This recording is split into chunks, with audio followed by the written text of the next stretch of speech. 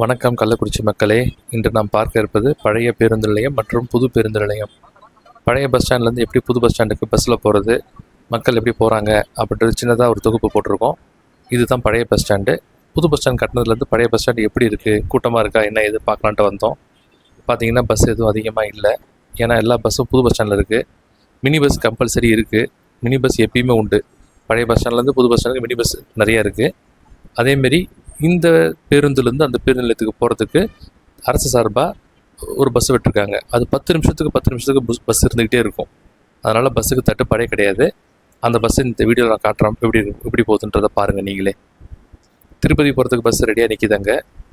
இங்கே பாருங்கள், ப்ளூ கலரில் பஸ் இருக்குது பார்த்தீங்களா, இந்த பஸ்ஸு தான். மக்கள் அனைவரும் இந்த பஸ்ஸில் ஏறி புது பஸ் ஸ்டாண்ட் போயிடுவாங்க. அதேமாரி புது பஸ் ஸ்டாண்டில் இருந்து மக்கள் எல்லாம் ஏறி இங்கே வந்து இறங்கிப்பாங்க. இந்த பஸ்ஸு வந்து எப்படி போகுதுன்னா 2 வழியாக போகுது. ஒன்று யாம்பேர் வழியாக போகுது, இன்னொன்று ஏகேடி வழியாக போகுது. ஏகேடி வழியாக போகிற பஸ்ஸு வந்து அந்த நீலமங்கலம் கூட்டோட வழியாக கட்டாயி பஸ் ஸ்டாண்ட் போயிடும். அதேமாதிரி யாம்பேர் வழியாக போகிற பஸ்ஸு வந்து அந்த காலனி வழியாக உள்ளே போய் பஸ் ஸ்டாண்ட் போயிடும். 2 வழியாக பஸ்ஸு, சிறப்பு பஸ்ஸு எப்பயுமே இருக்கும். அதனால் மக்களுக்கு பிரச்சனை இல்லை. பஸ்ஸில் போகிறதுக்கு வர்றதுக்கு எந்த பிரச்சனையும் கிடையாது. ஆனால் நாங்கள் மற்றபடி எல்லாமே சிறப்பாக இருக்குதுன்னு தான் சொல்கிறாங்க.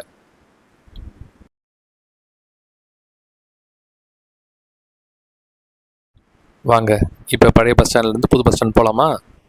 பாருங்கள், இது வந்து சேலம் மெயின் ரோடு வழியாக போகிற பஸ்ஸு. இந்த பஸ்ஸு வந்து சேலம் மெயின் ரோடு வழியாக போகுது. இன்னொரு சொன்ன பார்த்திங்கன்னா அது வந்து ஏகேடி ஸ்கூல் வழியாக போகும். அதில் பஸ்ஸில் பாருங்கள் போட்டிருக்கு பாருங்கள், கள்ளக்குறிச்சி பழைய பேருந்து நிலையத்திலிருந்து புது பேருந்து நிலையத்துக்கு. இப்போ நம்ம புது பஸ் ஸ்டாண்ட் வந்துட்டோம்.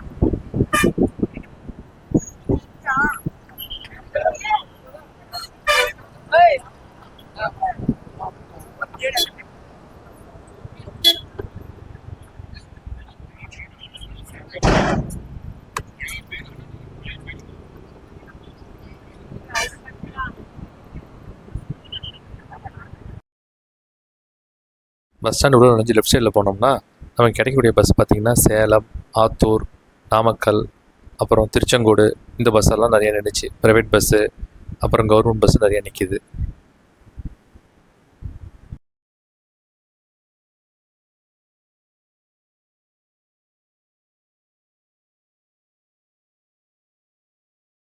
ரைட் சைடு பக்கம் வந்தோம்னா இந்த பக்கம் பஸ்ஸு நிறையா நிற்கிது.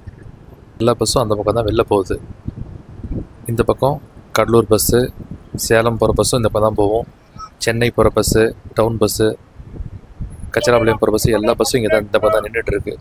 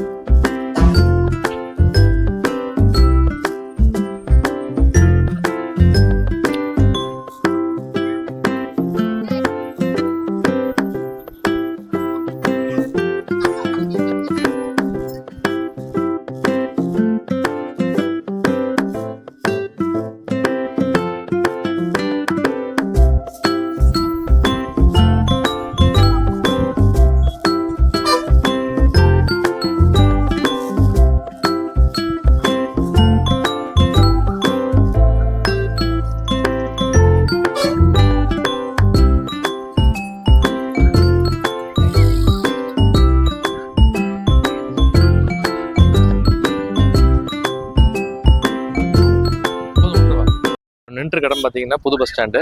இந்த பஸ் ஸ்டாண்டுக்கு பார்த்தீங்கன்னாக்கா யாம்பேர்லேருந்து வர பஸ்ஸு எல்லாமே உள்ளே வருது.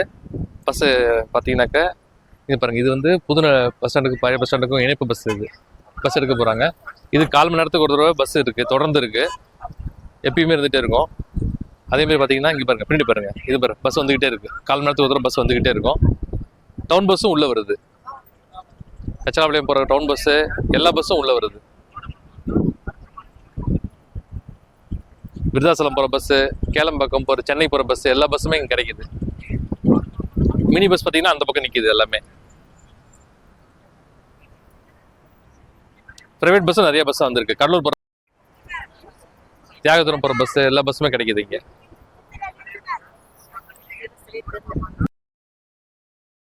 பொதுமக்களுக்கு பேருந்துக்கு இணையாக ஆட்டோ வசதி இங்கே கிடைக்கிது. பழைய பஸ் ஸ்டாண்ட்லேருந்து புது பஸ் ஸ்டாண்டுக்கு, புது பஸ் ஸ்டாண்ட்லேருந்து பழைய பஸ் ஸ்டாண்டுக்கு போகிறதுக்கு இங்கே ஆட்டோ ஷேர் ஆட்டோவும் அல்லது ப்ரைவேட் ஆட்டோவும் பயன்படுத்திக்கலாம். சரி மக்களே, இதோடு நம்ம வீடியோ முடிச்சுக்கிறோம். அடுத்த வீடியோவில் பேருந்து நிலையத்தை நைட் டைமில் எப்படி இருக்குன்னு பார்க்கலாம். நைட் விஷன்லாம் எப்படி இருக்குன்னு பார்க்கலாம். நன்றி, வணக்கம்.